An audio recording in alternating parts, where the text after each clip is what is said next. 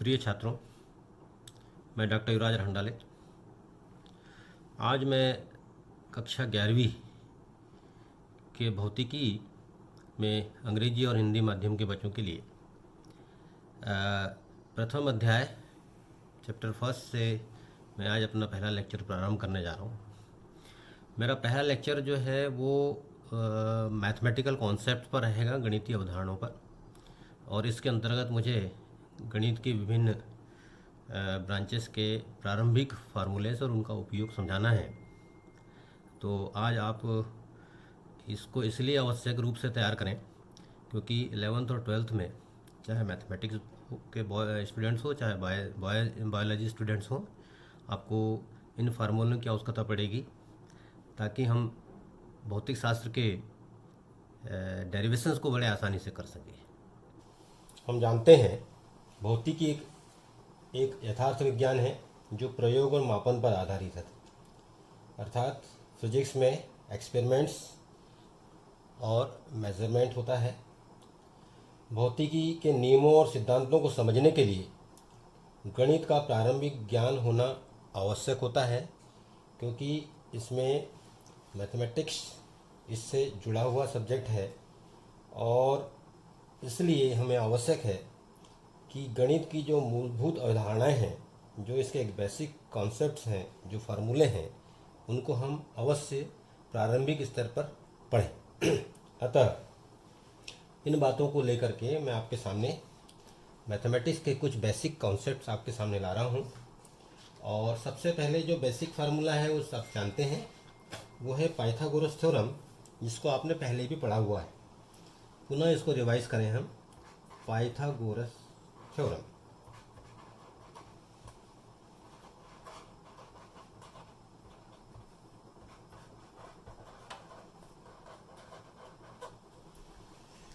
इस प्रमेय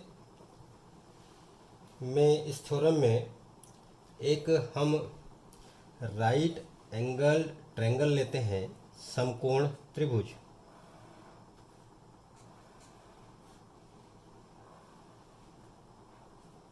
इसमें ए बी सी ये 3 एंगल हैं। इसमें बी जो है ये राइट एंगल है और ये एंगल ए गिवन एंगल है। इसमें ए सी भुजा कर्ण कहलाती है, हाइपोटेनियस एच। ए बी को हम आधार कहते हैं, बेस।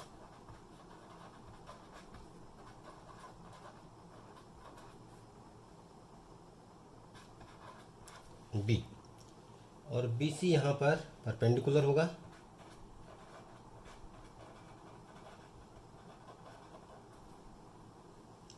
जिसको आप लंब या अभिलंब कहते हैं। In a right angle triangle the square of the hypotenuse side is equal to the sum of squares of other two sides। अर्थात इस प्रमेय के अनुसार समकोण त्रिभुज में कर्ण का वर्ग अन्य दो भुजाओं के वर्ग के योगफल के बराबर होता है। अर्थात कर्ण का वर्ग बराबर होता है लंब का वर्ग प्लस आधार का वर्ग। A C square equal to A B square plus B C square. H square equal to B square plus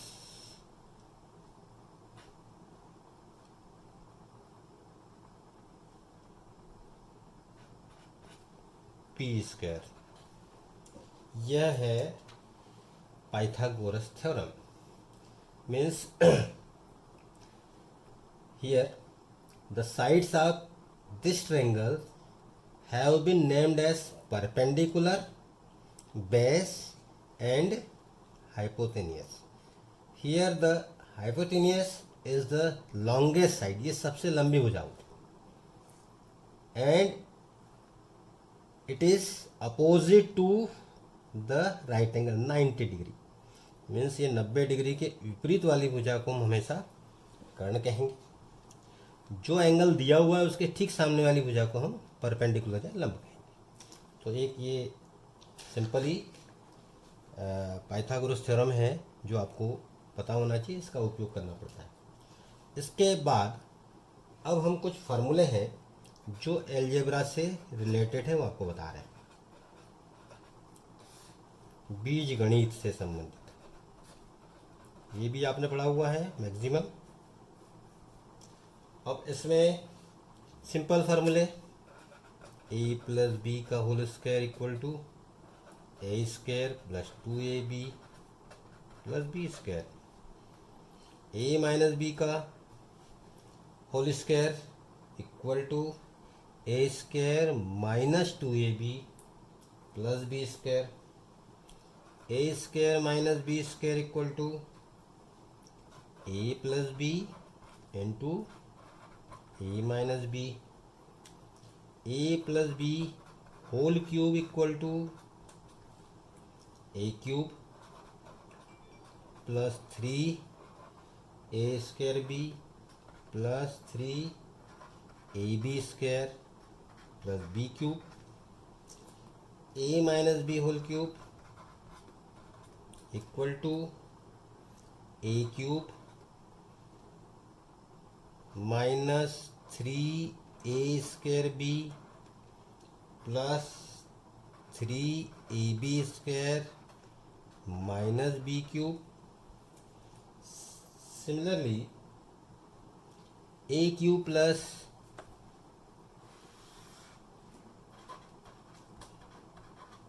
B cube is written as A plus B in bracket into a square minus ab plus b square, a cube minus b cube equal to a minus b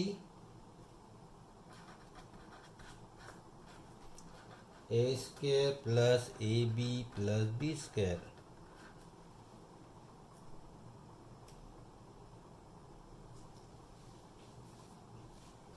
This is simple algebraic formulas and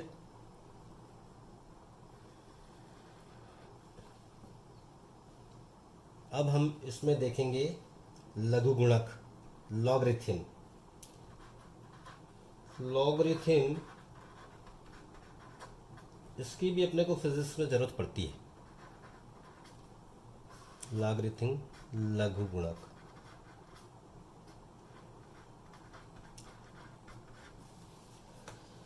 लघु गुणक को समझने के लिए इससे बड़े बड़े calculations हम कर सकते हैं जो फिजिक्स में बहुत ही अत्यंत महत्वपूर्ण होते हैं।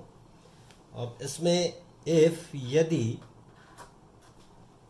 एक फार्मूले हम सेलेक्ट करें E X equal to Y, यदि ऐसा लिख दिया जाए E raise to the power X equal to Y, then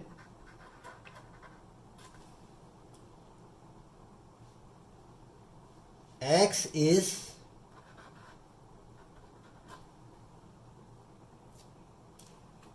logarithm of y।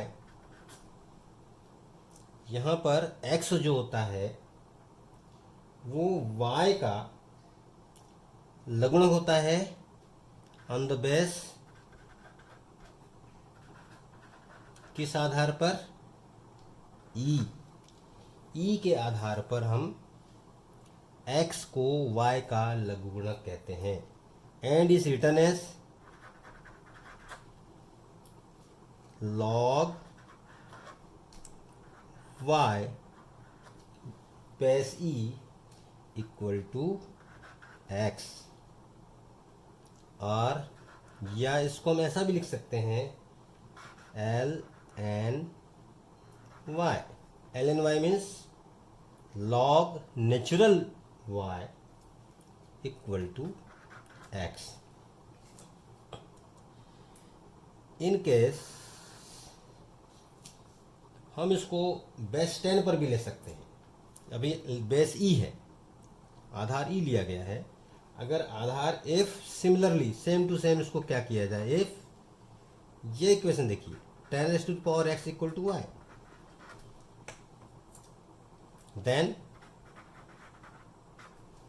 उस समय भी x क्या कहलाएगा, y का लॉगरिथम कहलाएगा, पर बेस क्या हो जाएगा 10। तो उस कंडीशन में क्या लिखा जाएगा, log of y base 10 equal to x। Simply इसको अगर 10 हटा करके भी आप लिख सकते हैं, ऐसा भी लिखा जाता है log y equal to X. Base ही लिखना जरूरी है, अन्यथा नेचुरल लॉग हो जाएगा, इसको ऐसा लिखा जाएगा। और बेस नहीं लिखाया गया तो इसका मतलब है कि ऑन दी बेस 10 है, 10 बेस पर है। अब इसमें कुछ लॉग के और फार्मूलेस हैं, उन फार्मूले के बारे में भी हम देखें। इसमें देखिए log m इंटू एन, इसमें बेस ई ले लेते हैं, equal to log m plus log n, base वही रहेंगे, log m by n same log m minus log n, log m raise to the power n base E equal to n, ये power सामने आ जाती है, n log m बेसी। ये important फार्मूले हैं। इसके अलावा कुछ जब कैलकुलेशन करेंगे आप और जो डेफिनेशन है उस पर अगर वैल्यू रख कर देखेंगे तो क्या आएगा, जो रिजल्ट्स आते हैं वो रिजल्ट इस तरीके से आते हैं जिसको आप फार्मूले के रूप में याद रख सकते हैं। Log base 10 of 10 equal to 1 होता है, और log base E of E equal to 1 होता है। लॉग ऑफ बेस 10 1 की वैल्यू 0 होती है, लॉग बेस 1 की वैल्यू यहाँ पर भी 0 होती है। और एक रिलेशन जो दोनों लॉग्स में अब देखते हैं, बेस ई और बेस 10 में वो ये रिलेशन होता है, log X base E equal to 2.303 log X base 10। Base 10 से बेस ई में कन्वर्ट करना हो तो आपको 2.303 का मल्टीप्लिकेशन करना पड़ता है। ठीक है, एक आध एग्जाम्पल लेकर के सॉल्व करके देख सकते हैं अपन इसको, क्योंकि लॉग थोड़ा सा प्रैक्टिस मांगता है। For example log 5 plus 3 log 2, कैसे सॉल्व करेंगे इसको, ये होगा log 5 plus m log n, ये log 2 raise to the power 3 हो जाएगा। मीन्स कितना हो जाएगा, पावर ऊपर चली जाएगी, log 5 प्लस log 8 हो जाएगा। log m plus log n, ये फार्मूले पे जाएंगे हम तो मल्टीप्लाई हो जाएंगे, log 5 into 8 equal to log 80। तो इस प्रकार से log के इक्वेशंस को हम सॉल्व कर सकते हैं। इसके बाद आता है क्वाड्रेटिक इक्वेशन, वर्ग समीकरण।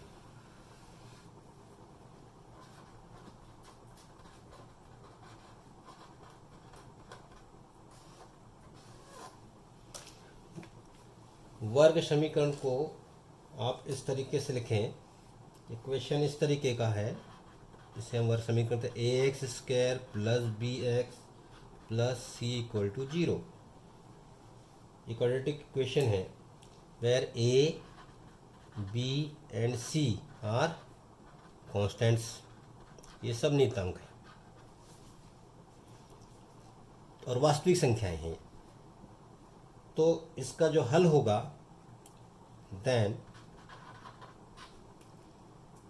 x की वैल्यू इस तरीके से सॉल्व करके निकल जाएगी, minus B plus minus under root B square minus 4ac upon 2a। ये क्वाड्रेटिक इक्वेशन है जिससे आप सॉल्व कर सकते हैं। इसके बाद एक और इम्पोर्टेंट है द्विपद प्रमेय।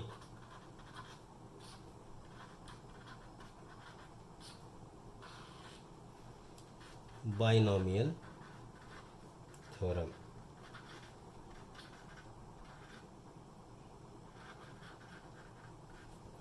बाइनोमियल थ्योरम के लिए हम एक सिंपल इक्वेशन लें। अब तक हम ए प्लस बी का होल स्क्वायर, ए प्लस बी का होल क्यूब, ए प्लस बी का होल 4 ऐसे हम सॉल्व करने जाएं तो जब पावर्स बढ़ने लगती है तो उस कंडीशन में अपर पावर को सॉल्व करना कठिन हो जाता है। इसलिए बाइनोमियल थ्योरम को ज़्यादा बड़े पावर्स को सॉल्व करने के लिए इस तरीके से लिख सकते हैं। ए प्लस बी की जगह हम यहाँ पर एक्स प्लस ए लिख देते हैं, पावर एन की X plus A raise to the power N equal to X raise to the power N plus N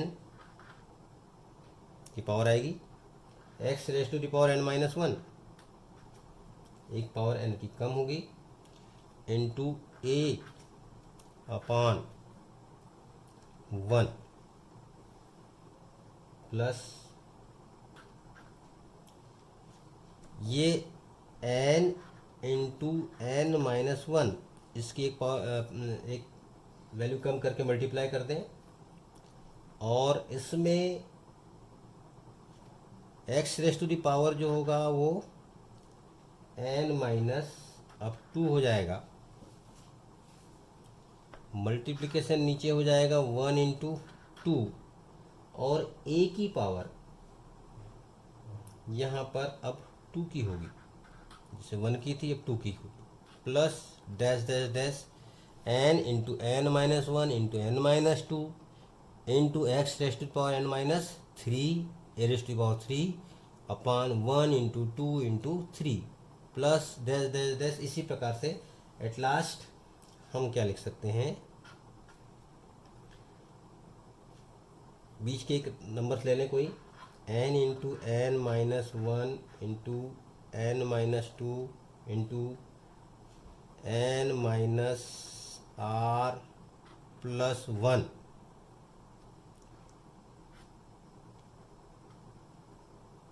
upon 1 into 2 into 3 into dash dash dash into r into a raise to the power N minus are